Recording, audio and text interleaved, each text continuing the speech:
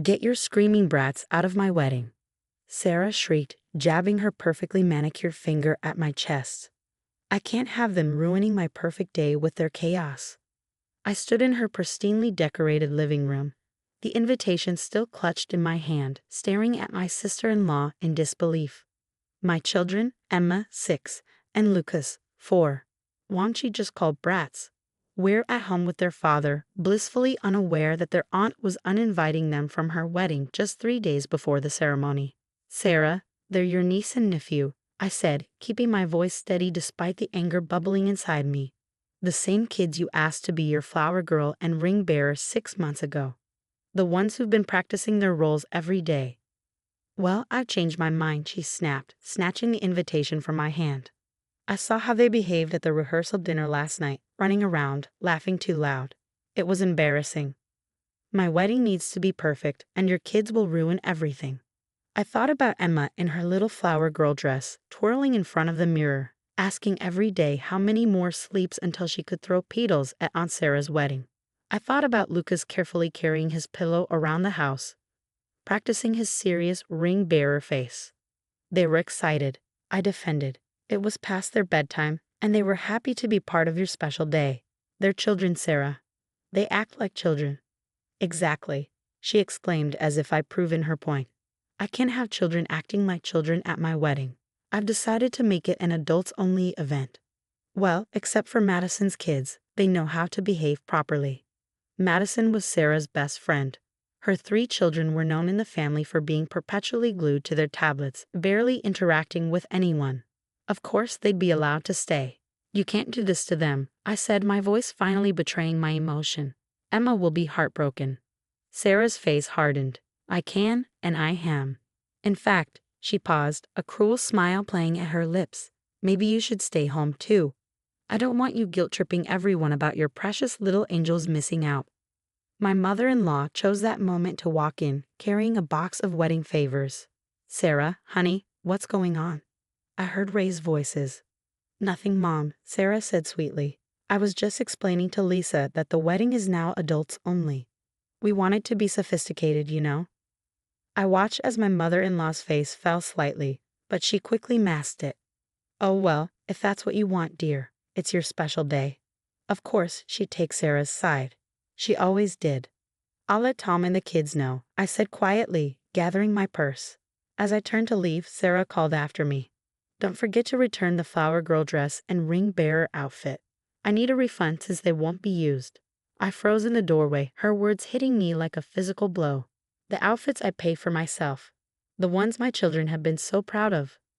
"Keep them," I said without turning around. "Consider them a wedding gift." As I drove home, my hands gripped the steering wheel so tightly my knuckles turned white. I wasn't just angry, I was livid. This wasn't about wedding etiquette or sophisticated ceremonies. This was Sarah doing what she'd always done, asserting her control, proving she could hurt us whenever she wanted. Tom was in the backyard with the kids when I got home. Emma was still practicing her petal throwing, scattering dandelions across the grass while Lucas followed behind her with his pillow. The sight made my heart ache. "Mommy," Emma called out, running to me. "Look, I'm getting better at making the petals go up high." I hugged her tightly, breathing in the sweet scent of her shampoo. "You sure are, baby." "What did Aunt Sarah want?" Tom asked, noticing my expression. Inside, I mouthed over the kids' heads. Once we'd sent them off to play in their room, I told him everything. "She did what?" Tom's face reddened with anger. "I'll call her right now." I grabbed his arm. "No, getting angry is exactly what she wants. She's trying to provoke us, to make us look like the difficult ones." "Then what do? We can't let her treat our kids like this." I smiled, an idea forming in my mind. "Actually, I have a better plan. But I'll need your help." The next morning, I made some calls. First to my friend Jessica, who worked at the same wedding venue where Sarah's reception would be held. Then to Madison's ex-husband, who'd been trying to reach her about the kids' tablet addiction. Finally, to Grandma Rose, the family matriarch, who'd been suspiciously left off the wedding guest list despite being the one who helped fund the entire event. 3 days, I told Tom that evening. In 3 days, Sarah's going to learn that actions have consequences. He looked at me curiously. What are you planning? I showed him the email I'd just received from Jessica, confirming certain arrangements for the reception. His eyes widened as he read it. Are you sure about this? He asked. I thought about Emma and Lucas, about their excitement turned to confusion when we told them they couldn't be in the wedding anymore, about Sarah's smug face as she uninvited us. Oh yes, I said, hitting reply on the email. I'm very sure. The morning of Sarah's wedding arrived bright and clear. As I helped Emma into her favorite dress, not the flower girl gown that now hung untouched in her closet, she looked up at me with big brown eyes. Mommy, why are we going to the park instead of Aunt Sarah's wedding? I knelt to her level, straightening her bow. Because today we're having our own special adventure. And guess what? Cousin Jack and Lily will be there too. That news brightened her face. Madison's ex-husband had agreed to take their kids for the day, finally putting his foot down about attending yet another event where they'd be ignored in favor of their tablets. But what about my flower petals? She asked, her lower lip trembling slightly. We'll bring some to the park, I promised, kissing her forehead. You can practice throwing them as high as you want. As Tom took the kids to the car, I checked my phone. 3 messages waited. From Jessica. Everything's set up exactly as you requested. You were right about the venue contract. From Grandma Rose. Just arrived at the church. Sarah's face when she saw me was priceless. Don't worry, dear. I'll handle things from here. From Madison's ex. Kids are with me. They're actually talking and playing for once. Madison's been calling nonstop. Perfect. What Sarah didn't know, what she hadn't bothered to check, was that I was the one who had originally booked the reception venue. 6 months ago, when she was overwhelmed with wedding planning, I'd offered to help. I'd signed the contract, paid the deposit, and handled all the arrangements. The venue was officially reserved under my name. And I just made some last-minute changes. Are you sure you don't want to watch this unfold in person? Tom asked as we drove to the park. I shook my head. No need. Jessica will record everything. Besides, I'd rather spend the day with our kids. The park was beautiful this time of year, full of blooming flowers, perfect for petal throwing practice. We set up a picnic under a large oak tree, and I watched as Emma taught Lucas how to make flower crowns. Around 4 p.m., just as Sarah's reception would be starting, my phone buzzed with a video from Jessica. You have to see this, she texted. I waited until the kids were engrossed in their games before watching it. The footage showed Sarah and her new husband arriving at the reception venue, her white dress flowing behind her as she swept through the doors, and then stopping dead in her tracks. Instead of the elegant, sophisticated decoration scheme she had planned, the reception hall had been transformed into a children's paradise. Bright balloons filled the ceiling, cartoon character cutouts stood at every table, and a massive bounce house dominated one corner. A sign hung over the entrance, "Welcome to the Family Fun Reception." But that wasn't all. Every table was set with plastic plates featuring popular children's characters, complete with party hats and noisemakers. The fancy champagne had been replaced with juice boxes. The sophisticated string quartet had been swapped for a beloved local children's entertainer. Sarah's face went from shock to furious as she stormed around the room, taking in every detail of her ruined, perfect reception.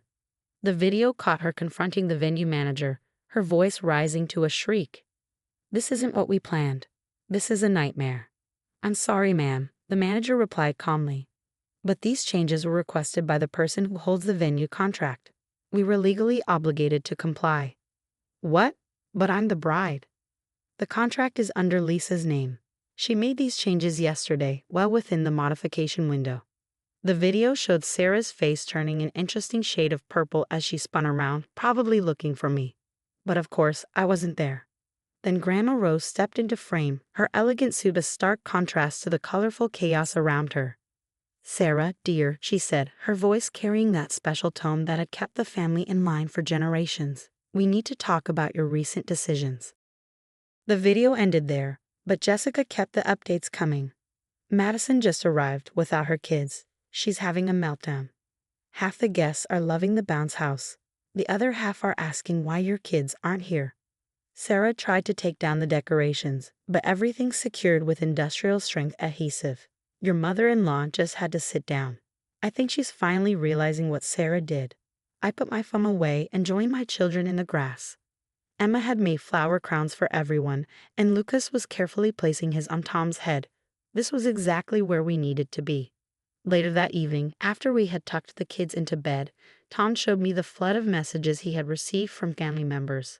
Most were supportive, having finally seen Sarah's true colors.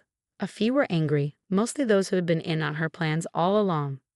"Ida shall never forgive you for this," he said, but he was smiling. "Good," I replied. "I'm done forgiving her for hurting our children." My phone lit up with a final message from Jessica. "Just finished cleaning up. You'll never believe what Grandma Rose did." Attached was a photo of the wedding guest book. There, on the first page, in Grandma Rose's elegant handwriting, was a message. "Dear Sarah, today was meant to be a celebration of family. Instead, you chose to exclude the very people who represent its future. Your actions have shown me that perhaps it's time to reconsider certain arrangements. We'll discuss this at Sunday dinner. Love, Grandma." I knew what that meant. Grandma Rose had been planning to sign over her vacation house to Sarah, the same house where we had all spent our summers growing up. It seemed those plans had changed. Was it worth it? Tom asked, wrapping his arms around me. I thought about Emma and Lucas, about the joy on their faces as they played in the park today, unburdened by rejection or judgment, about the lesson they'd learn from this someday, that they were worth standing up for. "Every penny," I replied. The fallout from Sarah's ruined wedding reception spread through the family like wildfire. Videos of the children's paradise I created had somehow made their way to various family members' social media, showing everyone exactly what had happened. The next morning, my phone exploded with notifications. Sarah had posted a lengthy rant about how I destroyed her special day and traumatized her guests with the childish decorations. The comments, however, weren't quite what she'd expected. "Why weren't Emma and Lucas there? They're such sweet kids. Hold up, you uninvited your own niece and nephew 3 days before the wedding. Those party decorations look amazing. My kids would have loved that." By noon, Sarah had deleted the post. My mother-in-law called around dinner time, her voice uncharacteristically hesitant. "Lisa, I need to apologize. I should have said something when Sarah uninvited the kids. I just didn't want to cause drama." "No," I replied calmly, watching Emma and Lucas playing in the backyard through the kitchen window. "You didn't want to stand up to Sarah. There's a difference." She was quiet for a moment. "You're right. I've enabled her behavior for too long. But after what Grandma Rose said at the reception." Ah yes, Grandma Rose. According to Jessica, after that first message in the guest book, our family matriarch had spent the entire reception sharing stories about Sarah's childhood tantrums and pattern of cruel behavior. By the time she finished, several guests had left early, muttering about family values and poor leadership. "What exactly did Grandma Rose say?" I asked, genuinely curious. My mother-in-law sighed. "She announced that the vacation house would be going to you and Tom instead. Said something about needing it to be in the hands of people who understand family values." I hadn't expected that. The vacation house had been a point of contention for years, with Sarah constantly reminding everyone how she'd be turning it into a luxury rental property once she inherited it. "Sarah's furious, of course," my mother-in-law continued. "She and her husband had already started looking at property management companies." "That's not my problem," I replied, just like my children's feelings weren't her problem. The next Sunday dinner at Grandma Rose's was interesting, to say the least.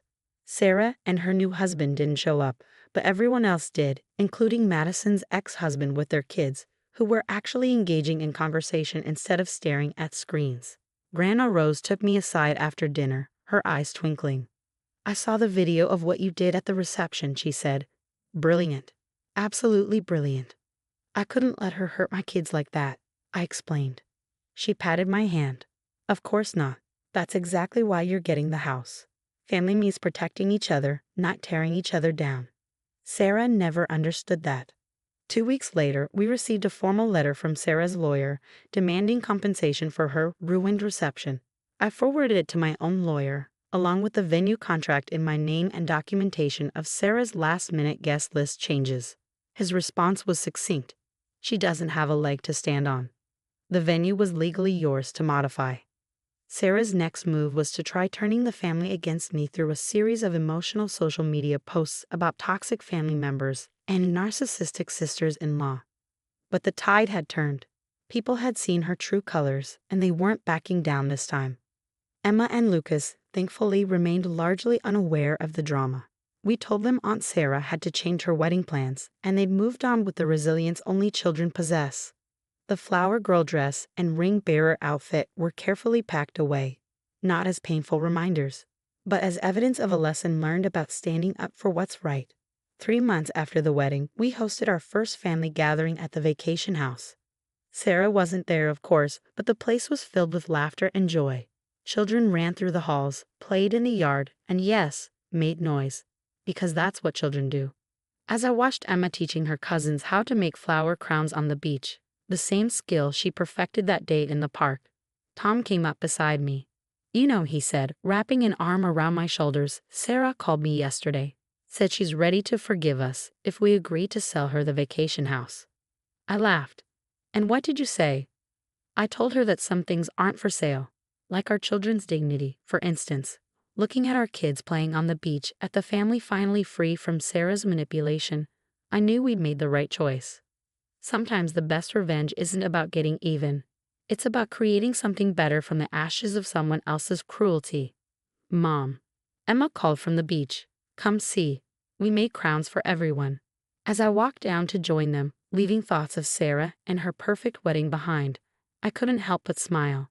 Our children would grow up knowing they were valued, protected, and worth standing up for. And in the end, that was worth more than any wedding, any house, or any relationship built on conditional love. The flower crowns we wore that day weren't made of expensive roses or carefully curated blooms. They were made of wild beach flowers, a little crooked, a little messy, but absolutely perfect. Just like family should be,